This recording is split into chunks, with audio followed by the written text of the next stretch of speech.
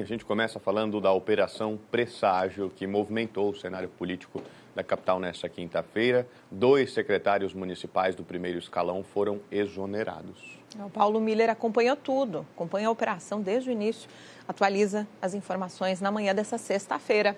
Bom dia para você, Paulo, bem-vindo. Oi, Marta, obrigado, viu? Bom dia para você, para o Lucas, para quem está cedinho com a gente. Vamos atualizar primeiro, essa informação já confirmada desde ontem, os 4 envolvidos aí que tinham cargos na Prefeitura de Florianópolis ou ocupavam cargos públicos na Prefeitura e na Câmara de Vereadores, então já foram exonerados. As exonerações foram publicadas no Diário Oficial, que rodou ontem à noite, foi publicado ontem à noite, e já com as substituições também desses 2 secretários. Mas antes de a gente falar sobre isso, quem está assumindo aí, quem está deixando as secretarias aqui em Florianópolis, para quem está em casa e não acompanhou, vamos só relembrar essa operação, A Operação Presságio, deflagrada ontem pela DEIC, não só aqui em Florianópolis, mas também com alvos em Brasília e também em Porto Velho, em Rondônia.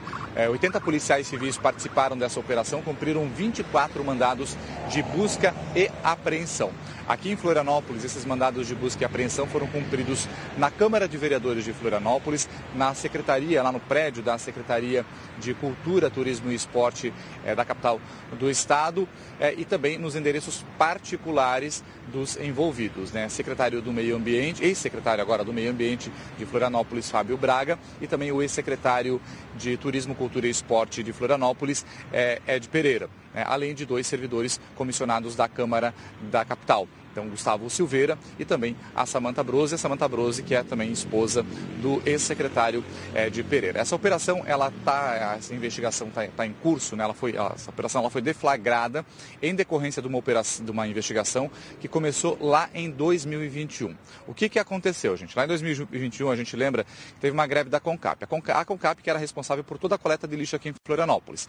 Durante a greve se contratavam empresas emergenciais para poder fazer esse trabalho de coleta de lixo. Então, lá em janeiro de 2021, uma empresa foi contratada para suprir a demanda da CONCAP, que entrou em greve no dia 20 de janeiro de 2021.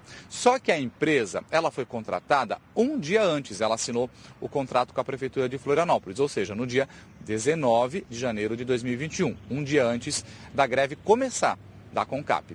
Só que a empresa, a Amazon Forte, que é uma empresa lá de Porto Velho, que já tem vários processos judiciais, inclusive condenações por conta dessa questão envolvendo a coleta de lixo, ela já estava divulgando vagas para Florianópolis, para pessoas trabalharem na coleta de lixo, pelo menos desde o dia 29 de dezembro de 2020, ou seja, quase um mês antes da greve da CONCAP.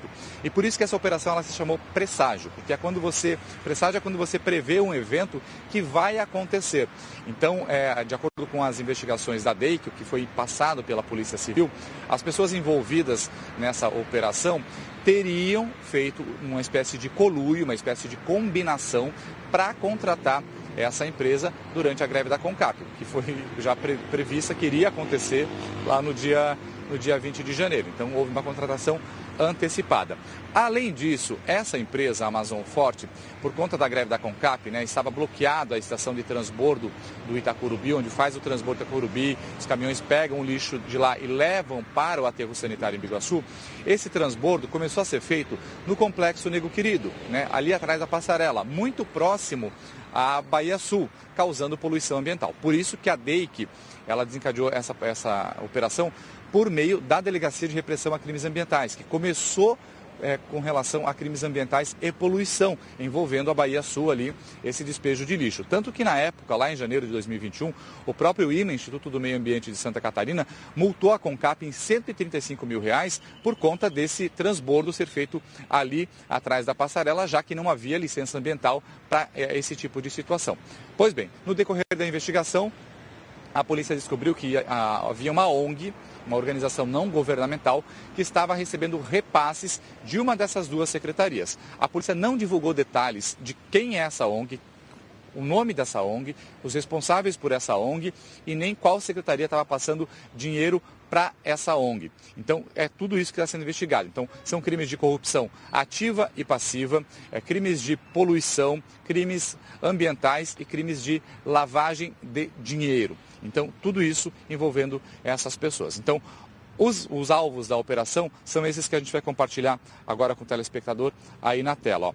O Ed Pereira, né, o Edmilson Pereira, agora ex-secretário de Turismo, Cultura e Esporte de Florianópolis. Na época, lá em janeiro de 2021, ele ocupava a mesma pasta, tá, gente? O nome dele, por isso que o nome dele está envolvido também nessa operação, de acordo com próprias informações que o Ed divulgou, depois a gente compartilha com vocês. O Fábio Braga, ex-secretário de Meio Ambiente, que confirmou para o prefeito Topázio que assinou o contrato na época, né, o que estava à frente desse contrato com a Amazon Forte, lá na época da greve da CONCAP.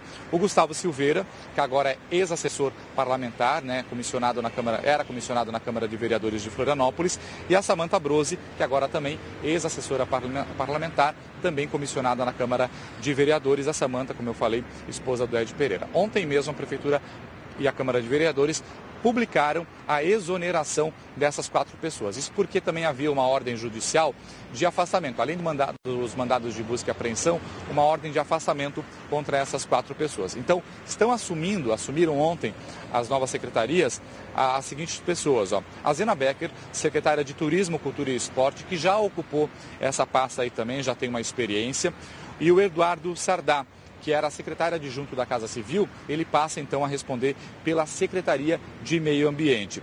O Fábio Botelho, que já tem uma experiência bastante grande no Carnaval, ele vai tocar a parte do Carnaval. A gente está muito perto do Carnaval aqui em Florianópolis, então ele já tem uma expertise, já que o ex-secretário Ed Pereira estava fazendo aí todo esse trabalho, a contribuição com o Carnaval. Quem assume a parte do Carnaval é o Fábio Botelho.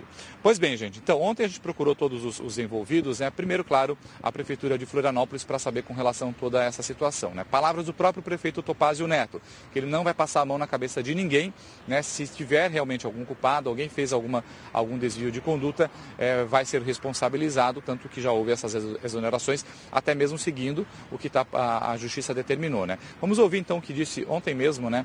O prefeito Topázio Neto, prefeito aqui de Florianópolis.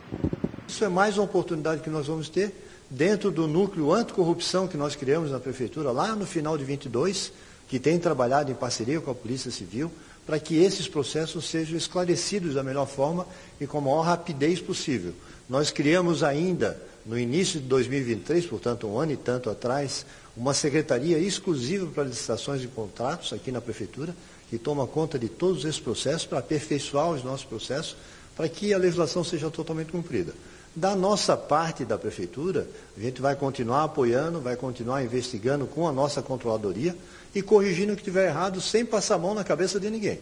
Quem fez errado, pague o preço de ter feito errado e nós estamos sempre corrigindo os processos para fazer de maneira correta.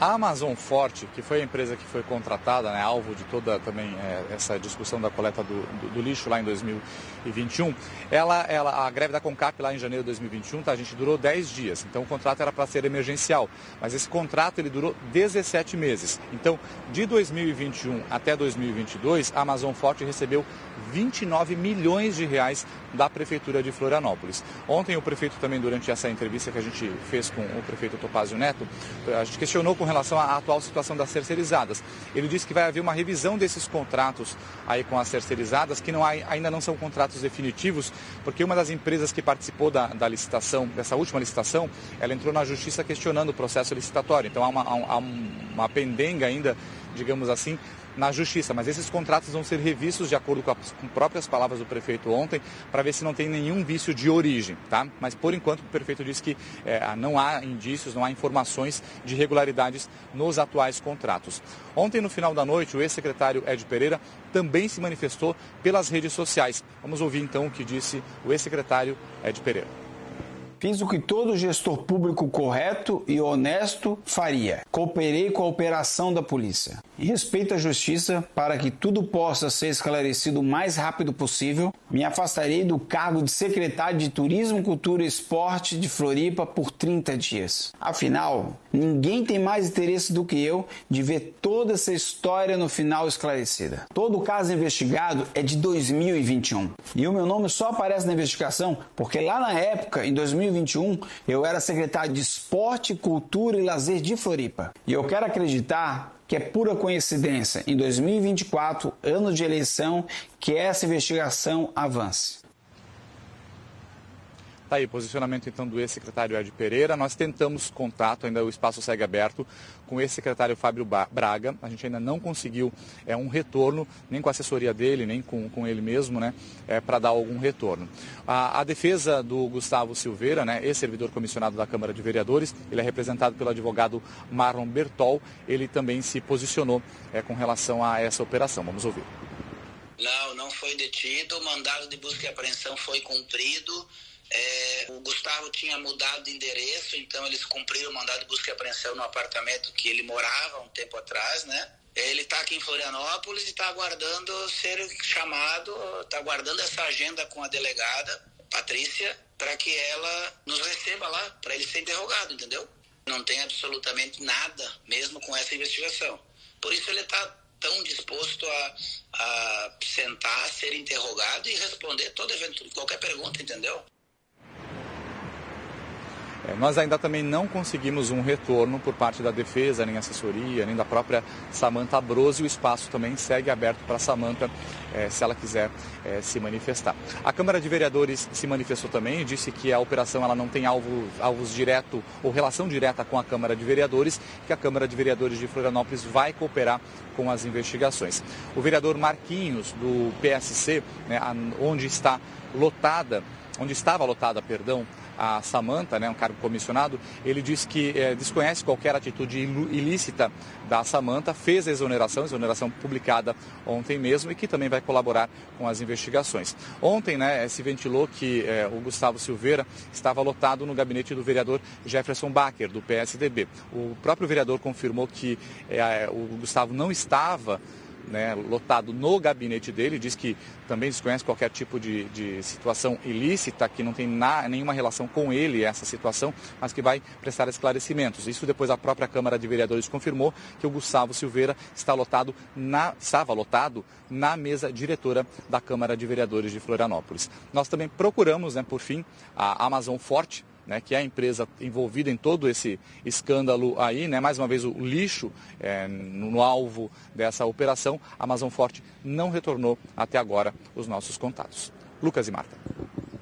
Obrigado, Paulo Miller. O que não falta é especulação sobre a motivação política também por trás dessa operação e a necessidade de entender o que acontece a partir de agora, né? A Câmara de Vereadores de Florianópolis, inclusive, há uma possibilidade de uma abertura de CPI, mas até então não há quantidade suficiente de votos favoráveis. A gente vai acompanhar os desdobramentos durante todo esse dia. Paulo Miller vai estar de volta também para contar sobre isso, enquanto a gente traz as outras notícias na nossa edição.